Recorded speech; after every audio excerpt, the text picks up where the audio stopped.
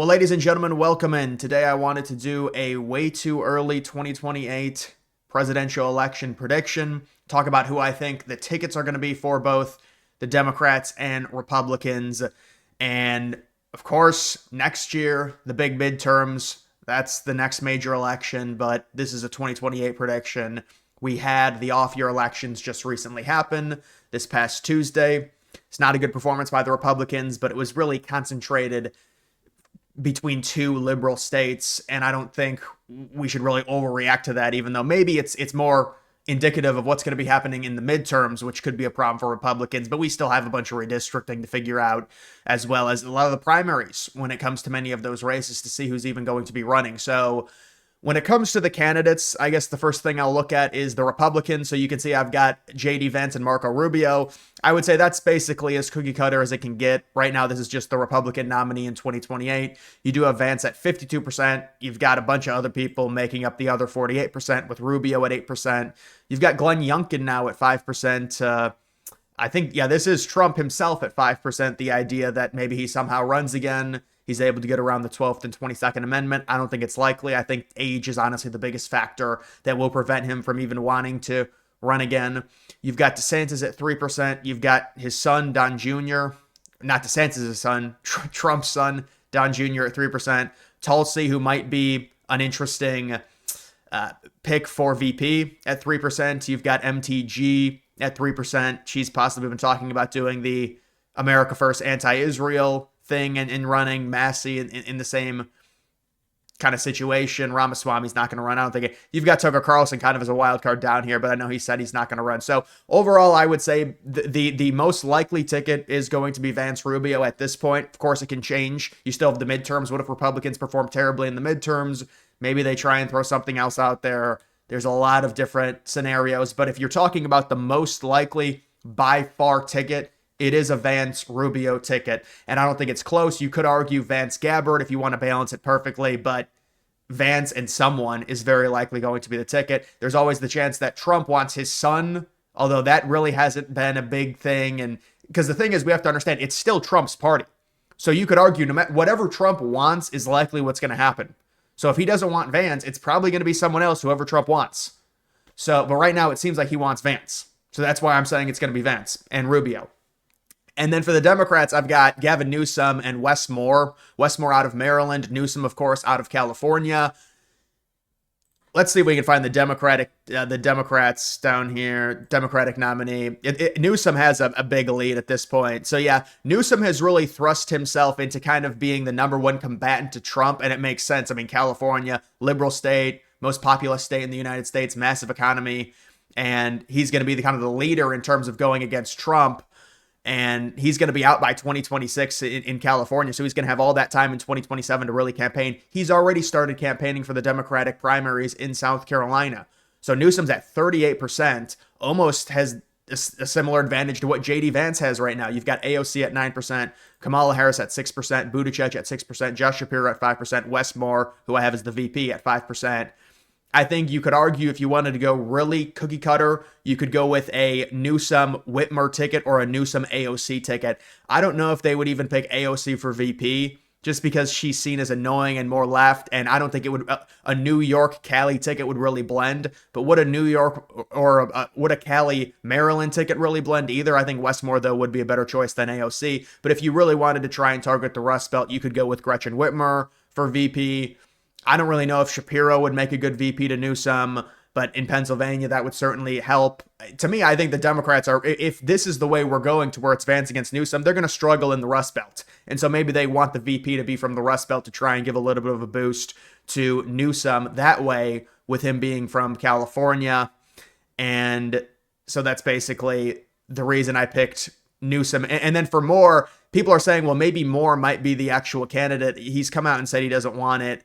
And it's just one of those things to where people say, is the dollar store Obama? Is it another Obama? He seems to be a bit more moderate, a little bit less bashful than other Democrats. Maybe he would fit in better with Newsom as the VP minority. That checks off a box.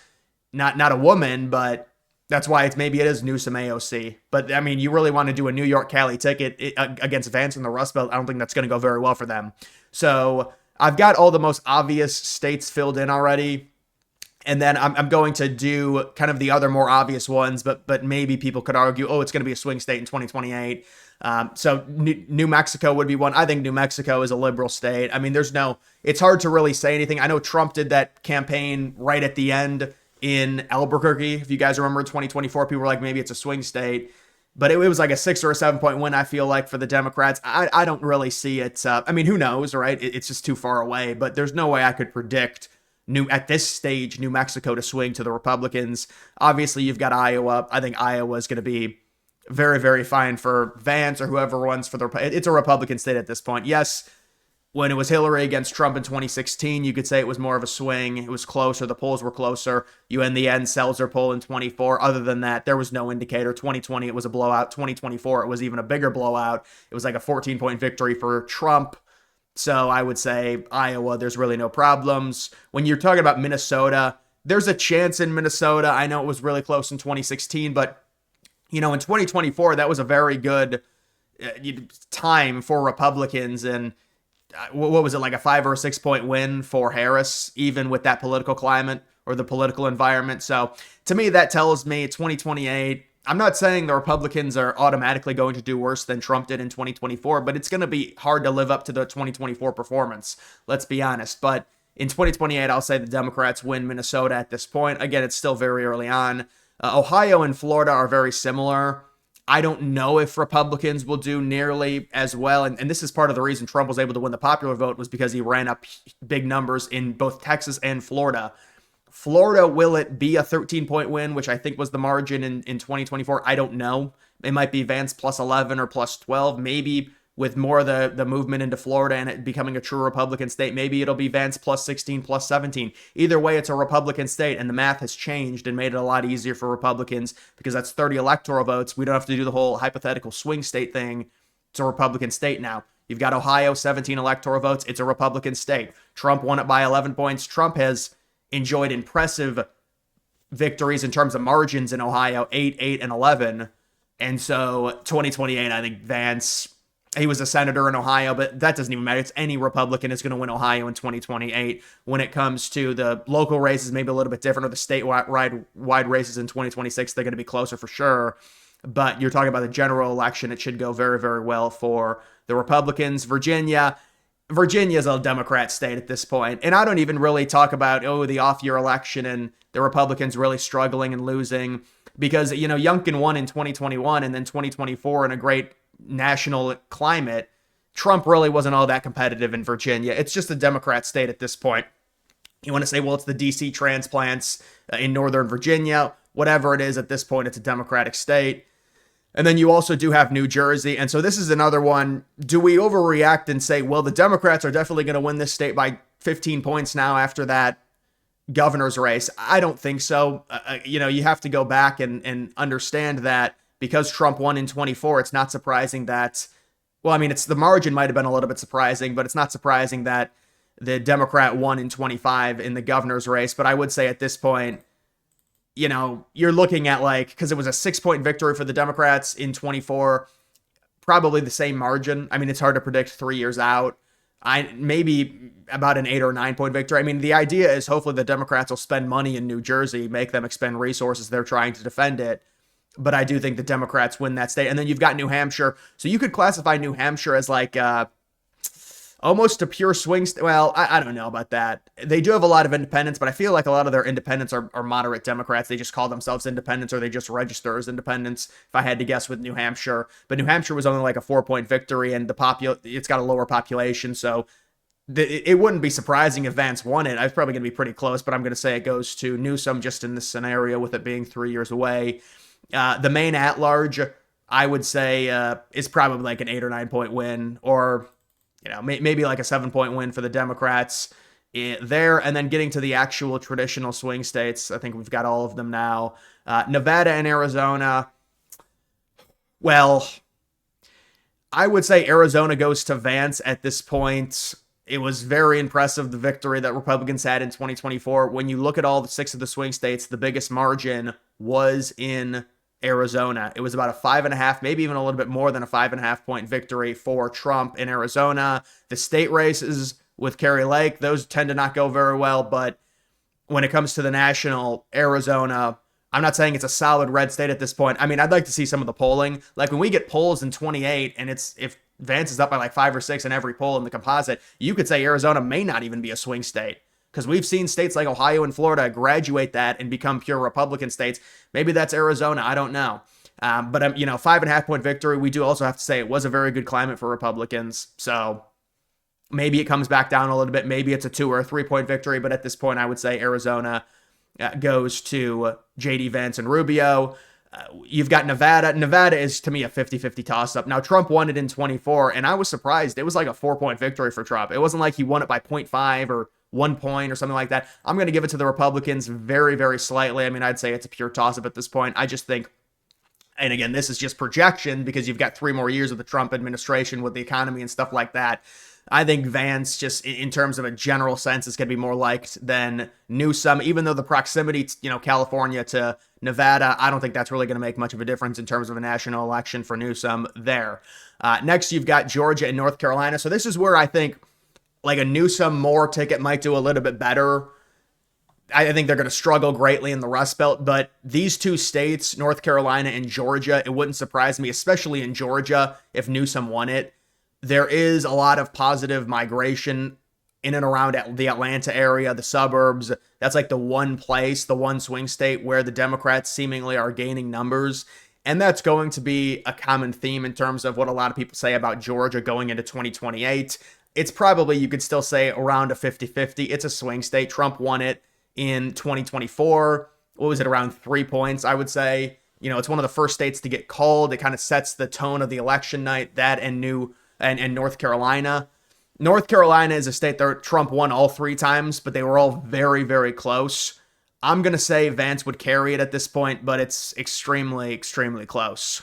And then you've got the Rust Belt, and I would say, very clearly, I think Vance does very, very well in the Rust Belt.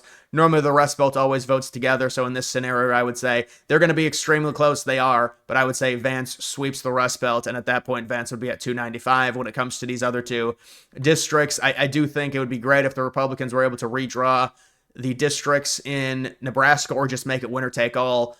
I don't think it's very likely because they have stipulations within the state in terms of the laws to where it may not happen. So in this case, the Nebraska 2nd is a district that I know Republicans have won in the past, but the last 2 elections, even this last election, Trump lost the district by, I don't know how many, but it was a higher margin. If it was close, I would have remembered. It probably like 6 or 7 if I had to guess. Trump lost. It was not like, he lost by 1 point. So I think the 2nd district, it's an urban area. It's like Omaha. So it's like a liberal area. That's the way they split it, and it's unfortunate. And then the main 2nd district, Republicans should be able to enjoy. I mean, Trump won it by like 9 or 10, or maybe even more, maybe like 16 or 17 points. But the main district, the Republicans will be able to get back if they lose Nebraska 2nd there. So you're looking at around 296 to 242. You could argue North Carolina at this point. I mean, obviously, this is just all ridiculous, crazy speculation so far away. But I think like the story would be if it's Newsom against Vance, I think Vance would have a big appeal and a big advantage in the Rust Belt for sure. And some of that is we'll see what happens with Trump's economy. But you're just talking about Vance and his life story versus Newsom and where he's coming from. That's why maybe Moore is not the best choice. Maybe someone that we don't even know about, a wild card representative from a Rust Belt state. Maybe it is Whitmer from Michigan or someone, but maybe that's their best bet in terms of trying to balance it. Or maybe it is Shapiro going Newsom Shapiro, although I don't know if that's great for them with 2 white men because they think about that. But yeah, that's basically, I mean, you could also maybe argue Nevada. You could give Newsom Nevada. You could give Newsom North Carolina. Even in that case, Vance would still win. It's just based off of how important the I think Vance would still win based off of how important the Rust Belt is. Yeah, Vance would win 274, 264. So, and that's with pretty much all the other cookie cutters going the exact same way. Or you could go something like this with North Carolina going to the Democrats in 28. Although Trump won North Carolina 3 times, but it was very close all 3 times. So we will have to see. Obviously, it is 3 years away, but I think if it is Vance against Newsom, Newsom may overperform in a state like Georgia, maybe North Carolina. I think he really struggles in the Rust Belt, and I think Vance, as long as he's able to take Arizona, it should be an election victory for him. Again, it's long ways away, And it depends, it hinges on what the Trump administration does and how likable they are, and obviously the midterms and what happens with those. But I mean, you remember in 2022, the Democrats way overperformed in the midterms, and they were running an incumbent, and they still lost in 24, albeit that was a different situation because the issues with Biden and his health and his age. But we will have to see if it is Vance against Newsom. Either way, guys, that is going to do it for this video. Make sure you like the video down below. Also, follow me on X. Link to that's always in the description.